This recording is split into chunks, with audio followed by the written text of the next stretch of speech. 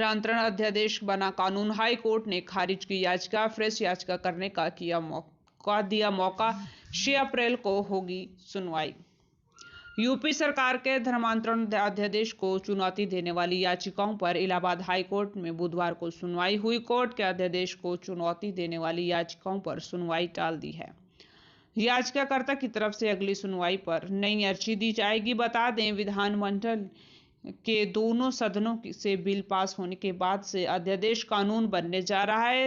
नई अर्जी में अध्यादेश के बजाय अब कानून को चुनौती दिए जाने की तैयारी है। मामले की अगली सुनवाई 6 अप्रैल को होगी। अध्यादेश के खिलाफ बदायूं के वकील सौरभ कुमार समेत 5 याचिकाएं दाखिल की गई हैं। याचिकाओं में सियासी फायदे के लिए अध्यादेश लाने का आरोप लगाया गया है। यह भी आरोप है कि अध्यादेश के जरिए एक वर्ग विशेष को निशाना बनाया जा रहा है।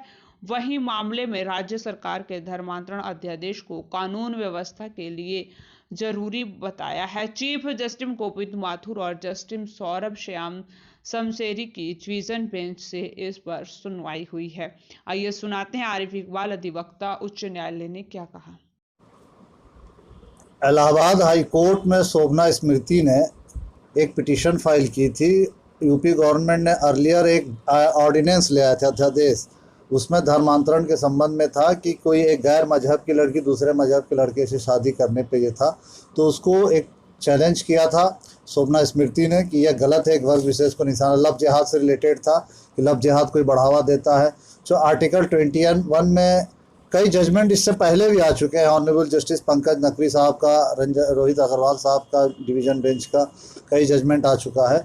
तो ये इसको ना अध्यादेश को in the during the pendency of the ordinance supreme high court में एक पिटीशन जो फाइल हुई, तो इन्होंने कैबिनेट से पास करा के बिल को एक्ट बना के उसको लागू कर दिया।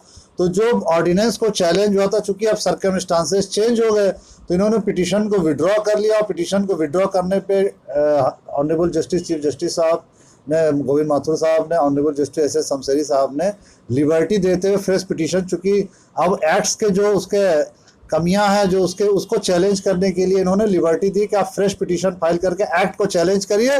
और 6 अक्टूबर को इसको लिस्टेड करने का उन्होंने उसमें अलग से डायरेक्शन भी दे दिया है कि अगर ये पिटीशन फाइल करते हैं तो इसको 6 तारीख को लिस्ट करके कोर्ट के समक्ष लाया जाए।